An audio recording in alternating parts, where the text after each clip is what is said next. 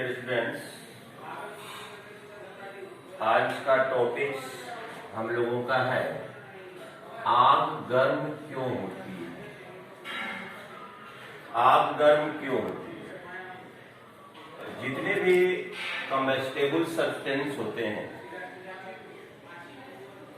उसके अंदर एक गठित संचित एनर्जी होती है और उस एनर्जी से वह आपस में बंधे हुए होते हैं, मजबूती से बंधे हुए होते हैं।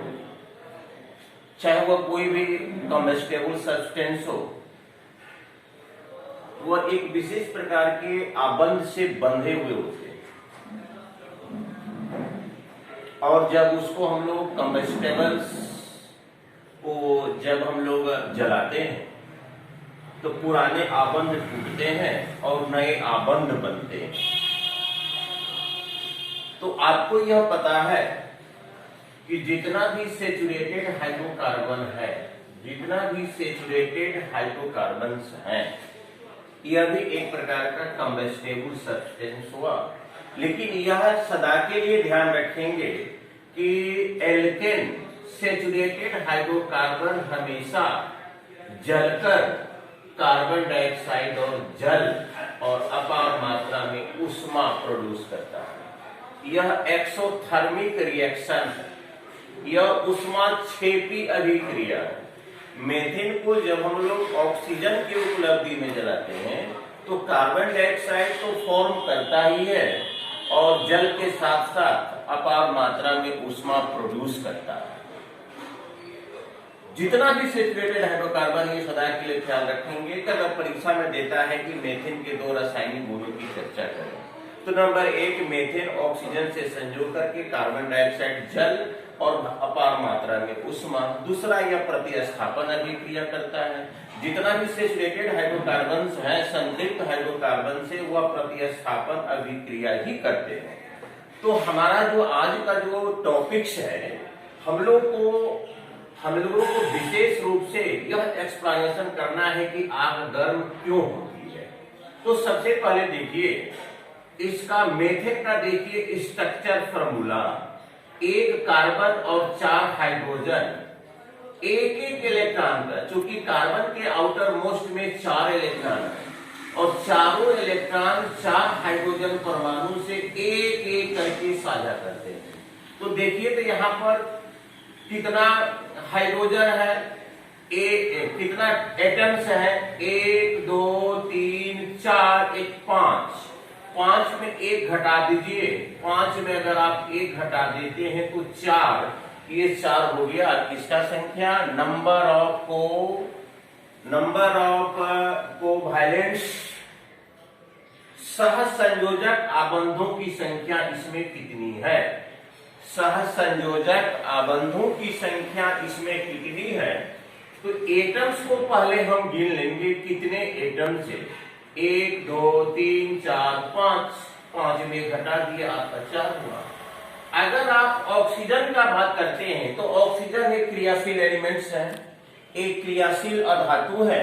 वह 2 इलेक्ट्रॉन का साझा करके अपने अष्टक को पूरा करता है। 2 2 4 2 6, 2 2 4 2 6। आप देखिए तो दोनों का अष्टक पूरा हो जाता है और डबल बॉन्डेशन होकर ऑक्सीजन के एक अणु को बनाता है। ये हो गया ऑक्सीजन का। और जो जल का फॉर्मेशन हुआ, O2 CO2 और आपका जो वाटर बना, CO2 का स्ट्रक्चर फॉर्मूला ये हुआ और जल का स्ट्रक्चर फॉर्मूला ये हुआ। अब देखिए इसमें पहले से ये आबंध है, CH4 में भी आबंध है और O2 में भी आबंध है, सहसंयोजक आबंध है, जिसको कि हम लोग मेथेन, ऑक्सीजन और प्रोडक्ट के रूप में कार्बन डाइऑक्साइड और वाटर बनता है। तो इस आबंध को तोड़ने के लिए आपको हर हालत में ऊष्मा देने की आवश्यकता पड़ेगी। यहां देख रहे हैं जो यहाँ स्ट्रक्चर फॉर्मूला है, इसको मैंने यहाँ पर सांकेतिक रूप में लिखा है। तो इसको हम तोड़ेंगे। आबंधों को तोड़ने के लिए आवश्यक ऊर्जा कितना हुआ? आबंधों को, पुराने आबंधों को तोड़ने के लिए आवश्यक ऊष्मा कितना हुआ? तो यहां देखिए, एक 4 आबंध यहां पर है, यहां 4 आबंध हैं। तो एक आबंध कार्बन और हाइड्रोजन के बीच के आबंध को तोड़ने के लिए 413.38 गुना 2, और ऑक्सीजन के डबल बॉन्डेशन को तोड़ने के लिए 247.60 गुना 2। इस प्रकार से मेथेन के 1 मोल, इस प्रकार ये मेथेन और यहां पर आपका हुआ हाइड्रोजन।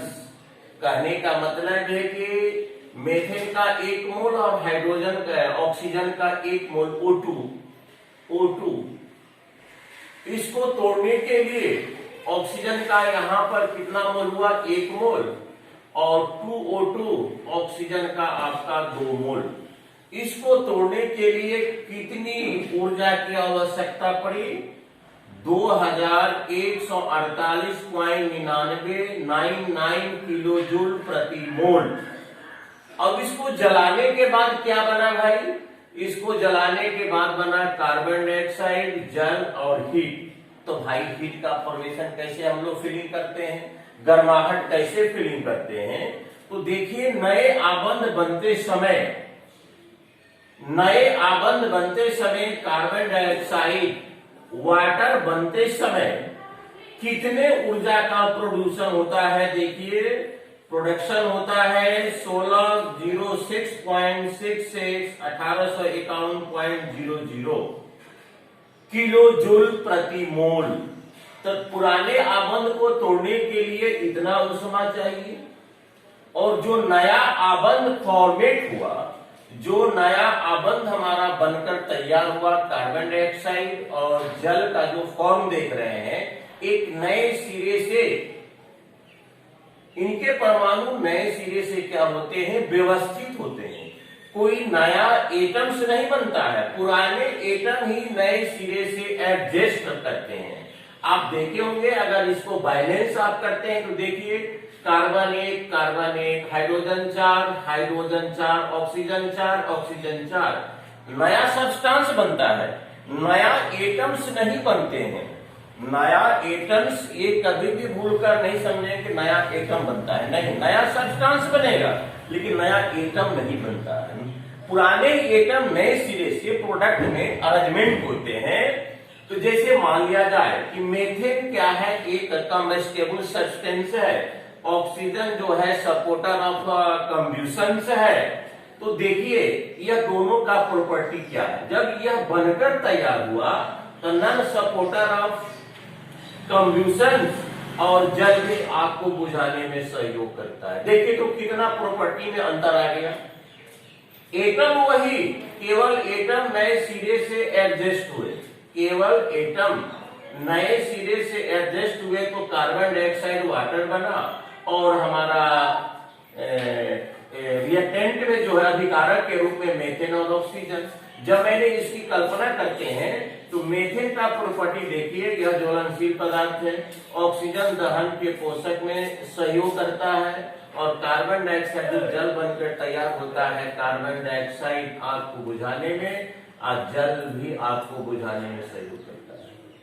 तो इस पुराने आबंध को तोड़ने के लिए मुझे इतने एनर्जी की आवश्यकता पड़ती है, और नए आबंध बनते समय जब एटम नए सिरे से एडजस्ट होते हैं, एटम नए सिरे से जब अपने बॉन्डेशन को कंप्लीट करते हैं, तो कितना ऊर्जा मुक्त होता है वह देखिए, 1851.00 किलो जूल प्रति मोल। तो कितना उष्मा दिए और कितना उष्मा वो प्रोड्यूस किया, जो उसका डिफरेंस होगा वही मुझे गर्माहट के रूप में फीलिंग होगा।